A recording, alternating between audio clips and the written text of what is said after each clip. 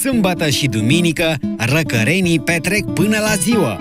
Sâmbătă de la ora 11, Consiliul Local va evoca personalitatea lui Ion Ghica și va premia cuplurile cu ștate vechi, dar și elevii sârguincioși. La ora 13, inaugurăm obiectivul modernizarea drumului comunal 43A, iar la ora 14, obiectivul modernizarea infrastructurii agricole din orașul Răcari. Distracția se întețește de la ora 18, când începe concursul în premieră Răcărenii au talent, urmat de Axi Show, spectacol cu invitați de marcă.